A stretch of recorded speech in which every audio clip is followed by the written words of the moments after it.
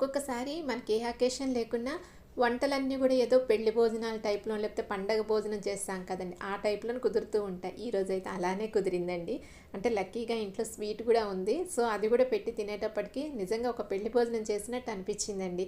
మామిడికాయ పులిహోర చేశానండి. ఎందుకంటే ఈ కాలంలో మామిడికాయలు ఎక్కువ వస్తూ ఉంటాయి కదా, అందులో ఈ టైంలో చేసుకుంటే చక్కగా కుదురుతుందండి. అది నెక్స్ట్ మామిడికాయ ముదిరిపోయిన తర్వాత చేసామనుకోండి, ఆ టేస్ట్ అనేది వేరే ఉంటుంది కదా.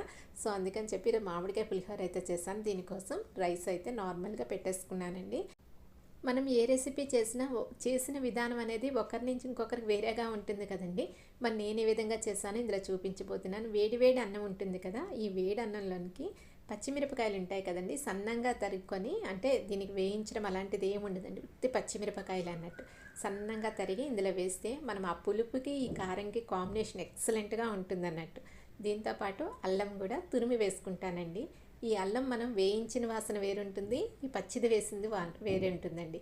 అంటే ఇవన్నీ కూడా ఫుడ్ మీద ఇంట్రెస్ట్ ఉన్న వాళ్ళకైతే బాగా తెలుస్తూ ఉంటాయండి. ప్రతి చిన్న టేస్ట్ కూడా బాగా పడతారు అన్నట్టు. సో ఇందులోకి ఒక పచ్చి నూనె అన్నట్టు, అంటే మనం వేయించకుండా వేడి చేయకుండా ఉన్న నూనెని ఇందులో వేసుకొని కలిపి మూత పెట్టుకొని పక్కన పెట్టేసుకోవాలి. ఇదంతా కూడా మనకి వేడిగా ఉన్నప్పుడే చేసుకోవాలి.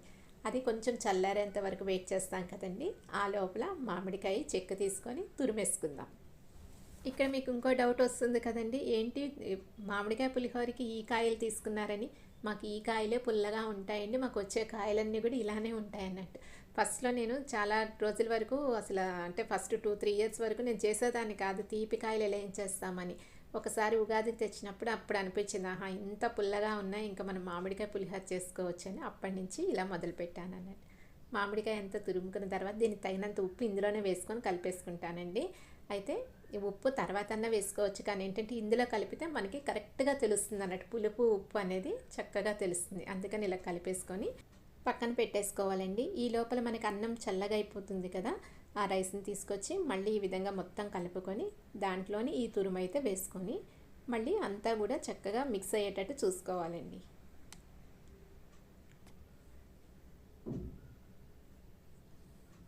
దీంట్లోకి పచ్చి కరివేపాకు కూడా వేసుకోవచ్చు, లేదంటే మనం పోపు కన్నా వేసుకోవచ్చు.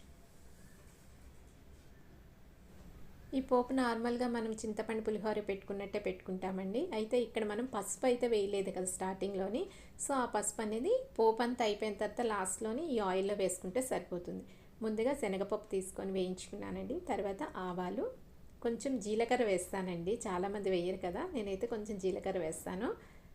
పల్లీలు ముందు వేయించి పెట్టుకుని ఇందులో వేసుకుంటే బాగుంటుంది, లేదంటే డైరెక్ట్గా ముందు ఆయిల్లో పల్లీలు వేయించి తర్వాత ఈ శనగపప్పు ఆవాలు ఇవి వేసుకుంటే బాగుంటుంది, లేదంటే పచ్చిగా ఉన్నట్టు అయిపోతాయండి పల్లీలు.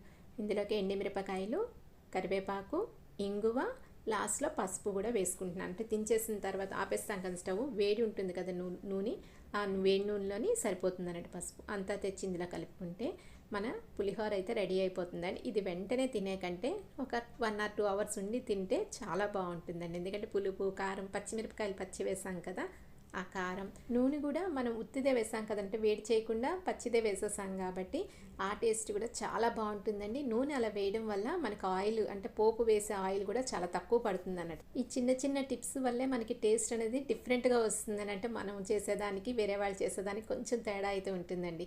ఈ టిప్స్ అన్నీ కూడా మేము డిఫరెంట్ స్టేట్స్లో ఉంటాం కదండి. సో అందరి దగ్గర ఒక్కొక్క అలా నేర్చుకునేది అన్నట్టు, ఏది బెస్ట్ ఉంటే అది అంటే ట్రై చేస్తూ ఉంటాం కదా, అందులో మనకు తెలిసిపోతూ ఉంది ఏది ఎలా చేస్తే మనకి చాలా బాగా వస్తుంది టేస్ట్ అని. సో అలా చేసుకొని నేర్చుకునేవేనండి వంటలన్నీ. ఎప్పుడైనా సరే పులిహోర ఈ విధంగా ముందు చేసి పెట్టేసుకున్నాం అనుకోండి, మనకి ఆ టేస్ట్ రావడానికి టైం పడుతుంది కదా, అది మనకి సెట్ అయిపోతుంది అన్నట్టు. ఈ లోపల వంకాయ పెరుగు పచ్చడి కోసం చేస్తున్నానండి. పసుపు, ఉప్పు, కారం వేసి వేయించుకున్నాను.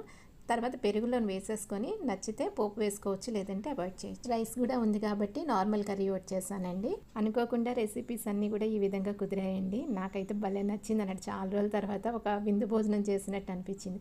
నచ్చిందని వీడియో నచ్చితే లైక్ చేయడం మాత్రం మర్చిపోకండి. Thank you for watching.